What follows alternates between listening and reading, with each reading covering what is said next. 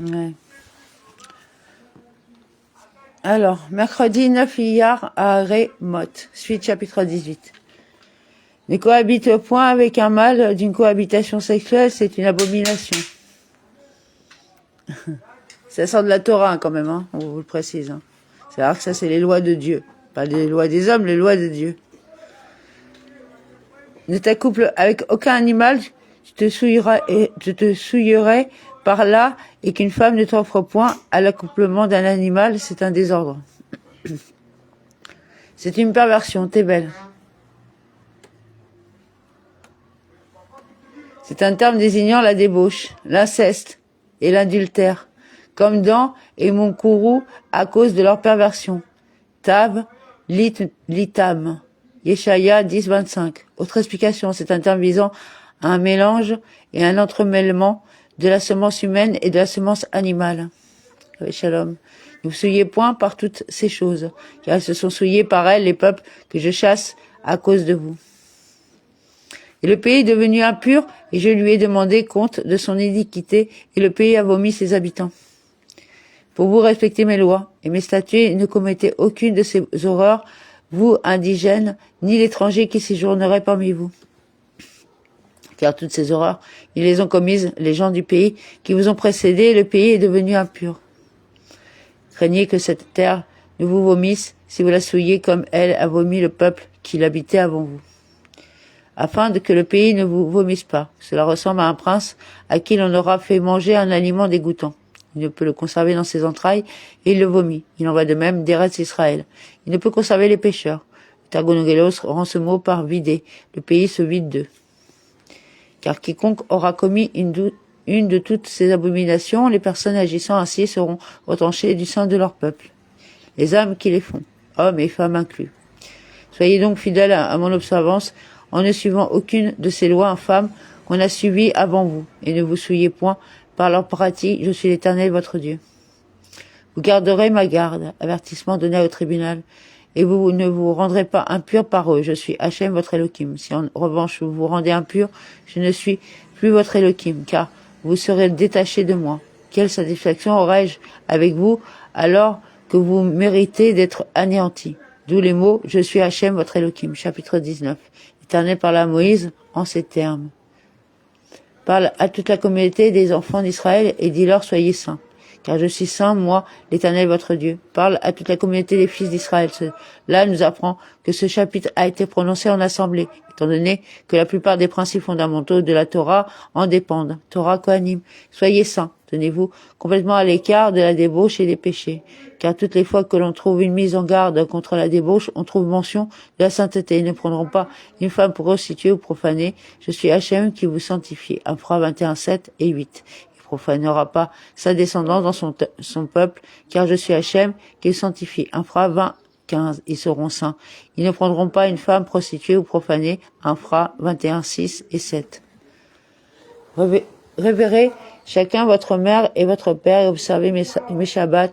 Je suis l'Éternel votre Dieu. Un homme, vous craindrez sa mère et son père, que chacun de vous craigne son père et sa mère. Tel est le sens littéral Kedushim 29a. Quant à l'interprétation midrashique, elle est la suivante. Il n'est ici question que d'un devoir combattant incombant à un homme. Nous savons qu'une femme y est tenue. Étant donné que le texte emploie le mot vous craindrez au pluriel, il est question de deux personnes. Dans ce cas, pourquoi parle-t-il d'un homme? Parce qu'un homme est en position de faire honneur à ses parents, tandis que la femme est soumise à l'autorité des tierces personnes. Sa mère et son père, vous craindrez. La mère a ici priorité sur le père, car il est manifeste devant lui qu'un fils est plus porté à craindre son père que sa mère, Kedushin 30b à 31a. En revanche, pour ce qui est de l'honneur, le texte a donné priorité au père, Shemot 20-12, car il est manifeste devant lui qu'un fils est plus porté à honorer sa mère que son père, car elle est le câline par des paroles de tendresse. Et vous garderez mes Shabbats. Le texte rapproche l'observance du Shabbat de la crainte du Père, afin de t'enseigner que, nonobstant l'injonction qui t'est faite de craindre, s'il te demande de profaner le Shabbat, ne l'écoute pas. Yevamot 5b. Et de même pour toutes les autres mitzvot. Je suis Hachem, votre Elohim, toi et ton père est tenu de m'honorer. Aussi ne l'écouteras-tu pas pour abolir mes paroles libides. En quoi consiste sa crainte? à ne pas s'asseoir à sa place, à ne pas parler à sa place, à ne pas le contredire. Et en quoi consiste son honneur? À lui donner à manger et à boire, à lui procurer des vêtements et chaussures, à l'escorter à sa venue et à sa sortie. Kiddushin 31b. Ne vous adressez point aux idoles et ne vous fabriquez point des dieux de métal, je suis l'Éternel votre Dieu. Ne vous tournez pas vers les idoles Élilim pour les adorer Torah Kohanim. Le mot Élilim est issu de Al, non, ce qui est considéré comme de l'inanité. Et des dieux de métal, ils commencent par être des idoles, et si tu te tournes vers eux, un jour viendra où tu en feras des divinités. Vous ne vous ferez pas, n'en faites pas pour d'autres, et que d'autres n'en fassent pas pour vous.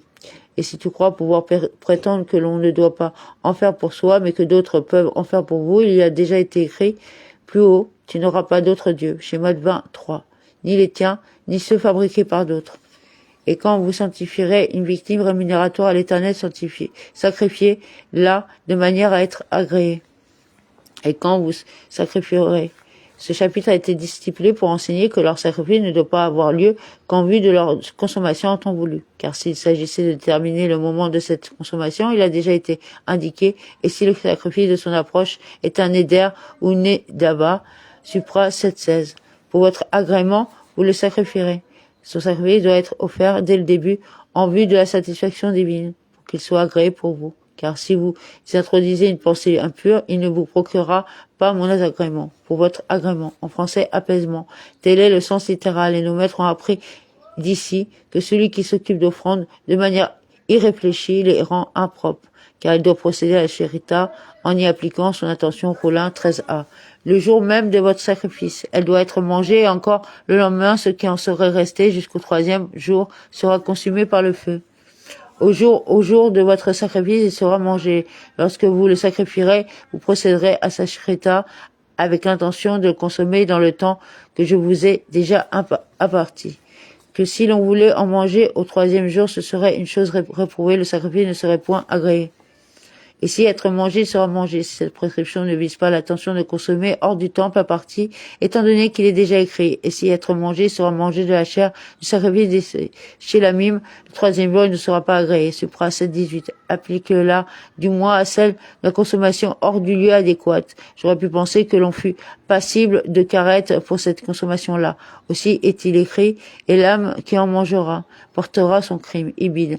Qui en mangera, mais pas de l'autre. Cela exclut ce qui est égorgé avec l'intention d'en consommer hors du lieu adéquat. Zévarim 28a. Une chose éprouvée, pigoule, abominable comme dans, et leur ustensile couvert de mets abominables, pigoulim, Yeshaya 65.4. Celui qui en mangera portera la peine de son méfait parce qu'il a profané un objet consacré au Seigneur, et cette personne sera retranchée de son peuple. Et celui qui le mange portera son crime. Le texte parle ici de notar, et l'on n'est pas passible de caresse si l'on a fait la shrita avec l'intention d'en consommer hors du lieu adéquat, étant donné que le texte l'a déjà exclu. Il s'agit ici du notar absolu, et l'on déduit dans le traité Keritot 5a, en faisant appel à deux textes qui contiennent le même mot, Gezerah, Shava.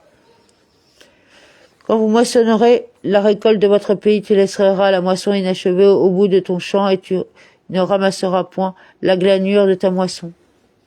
Tu n'achèveras pas de moissonner le coin de ton champ. On laissera un coin à l'extrémité du champ, Torah Kohanim, et la glanure de ta moisson, les épis qui restent hors de la moisson, à raison d'un ou de deux, mais 3 épis ne sont pas lesquettes.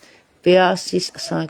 Tu ne grappilleras point dans ta vigne, et tu ne recueilleras point les grains épars de ta vigne, abandonne-les aux pauvres et à l'étranger, je suis l'Éternel votre Dieu. Tu ne gaspilleras pas, tu n'en cueilleras pas olérotes, jeunes raisins, tels que sont décrits dans le traité PA 7.4. Qu'est-ce que des oléotes? Tout ce qui n'a ni épaule, quantité de petits raisins sur les côtés, ni gouttes. Raisins suspendus aux extrémités, les grains tombés pérettes de ta vigne, les grains de raisin qui tombent pendant la vendange. Je suis Hachem, votre Elohim, le juge qui punira et qui ne réclamera de vous rien moins que vos âmes. Comme il est écrit, ne dépouille pas le pauvre, car Hachem combattra leur combat. Michelet 22 et 23. Vous ne commettrez point de vol, point de dénégation, ni de fraude ou préjudice de votre prochain. Vous ne volerez pas. Il s'agit ici de l'interdiction du vol d'argent, tandis que celle contenue dans les 10 commandements concerne le vol de personnes. Cela résulte du principe selon lequel une règle doit s'appliquer selon son contexte. Or, il s'agit là-bas Shemot 20:13. Interdiction sanctionnée par la peine de mort prononcée par le tribunal, voire Rashi Ibid. Et vous ne nierez pas, étant donné qu'il a été dit plus haut que si l'on nie, on est tenu de rembourser le capital majoré d'un cinquième supra 5, 22 à 24. Nous apprenons la peine applicable. Mais d'où sait-on le principe de l'interdiction? 2. Et vous ne nierez pas. Baba Kama 105b. Et vous ne mentirez pas, étant donné qu'il a été dit plus haut que si l'on jure mensongèrement, on est tenu de rembourser le capital majoré d'un cinquième supra 5, 22 à 24. Nous apprenons la peine applicable. Mais d'où sait-on le principe de l'interdiction? 2. Et vous ne mentirez pas. Ibid. Vous ne volerez pas, et vous ne nierez pas, et vous ne mentirez pas, et vous ne jurerez pas par mon nom. Si tu voles, un jour viendra où tu nieras, un jour viendra où tu mentiras, un jour viendra où tu jureras mensongèrement. Vous ne jurez point par mon nom, à l'appui du mensonge, ce serait profaner le nom de ton Dieu, je suis l'Éternel.